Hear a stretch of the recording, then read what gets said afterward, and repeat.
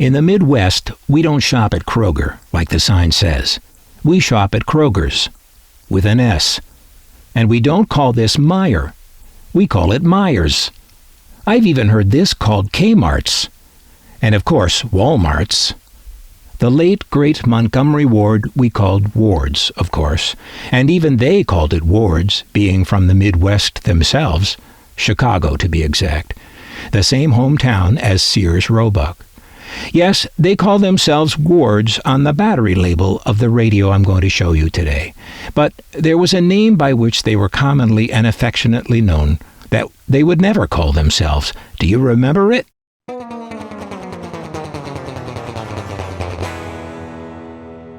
The Wards' store brand for electronics was Airline. They began putting this name on radios way back in the 1920s. It's hard to think of it, but airline was a pretty high-tech word back then. They contracted with American radio makers for years to build versions of those makers' radios to be branded Airline and sold in Wards stores and in the popular Wards catalog. Right into the Transistor era, they were still offering American-made radios. In this catalog, we see GE's first transistor radio and also the first Airline-branded transistor radio. This horizontal model we also see variants of branded as Raytheon, Truetone, Symphonic, and Hallicrafters. And this is the spring and summer issue of the 1959 Wards catalog. It has several transistor radios, mostly large ones, and all American-made. By the middle of that year, in the fall-winter 1959 catalog, Wards introduced this and began their, what we now call offshoring, of radio production to Japan. They contracted with Hayakawa Electric there, also known as Sharp, producing this Airline 1131 model, the first Japanese-made airline. There was some pushback from consumers about this offshoring, even then. And so we see this label, on which Wards attempts to address quality concerns. Quote, "This imported product inspected and tested by one of our finest radio factories in the United States to meet our most rigid standards of quality." End quote. I don't know what radio factory could possibly mean because Wards didn't own any radio factories so far as I know. And what radio factory would approve of something somebody else made? Not likely. While Wards dubiously addresses the quality concerns of offshoring, other brands addressed labor concerns. The last of the American-made Zenith shirt pocket transistor radios bore stickers claiming they were quality built in America by highly skilled, well-paid American workers. And Sylvania had Uncle Sam proclaim on their radios that they were made in America by Americans. The American consumer gave a giant collective yawn to that, and to Wards' concerns about quality, and just did what they have always done. They bought the bargain. The inexpensive foreign-made transistor radio was irresistible, and so that's what Americans bought. Appeals to American nationalism, or even to American collective self-interest, failed, as did shaming people to buy domestically produced items for the sake of their neighbors' jobs. America doesn't do collective very well.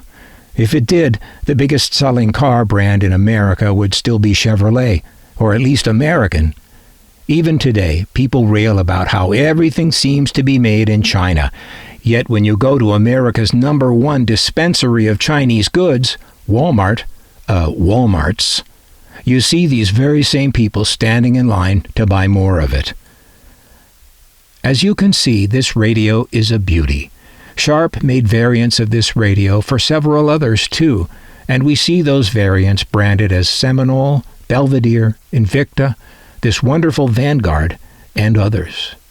Sharp also issued some attractive variants of this radio under their own name. All these variants had some of the most beautiful underpainted dial areas ever made.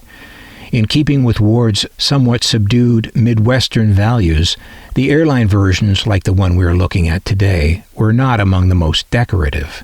Just rather simple, actually, but beautiful, and with an elegance that lets the depth of the underpainted panel glow without embellishment. The diagonal front design is picked up in the dial window, and both take their cue from the slant of the airline logo itself. This yields a kind of styling we used to call smart. Very nice. It's a pretty impressive-looking circuit board inside this radio. Lots of parts tucked into a very small space. We see the sharp name on the back of the speaker magnet, and beneath that, the speaker's model number, 6P2A. Beginning collectors may think of that as the radio's model number. I know I made all kinds of guesses like that when I first started collecting. And under that number, it says voice 11 ohms. That refers to the speaker having an impedance of 11 ohms. Voice is short for voice coil, which is the coil of wire within the speaker that encircles the magnet and is physically connected to the speaker's paper cone. It's the vibrating of this voice coil heard through the cone which makes the sound. Well, now, aren't I Mr. Science class? A lot of transistor radios are cagey about their model numbers, or shy.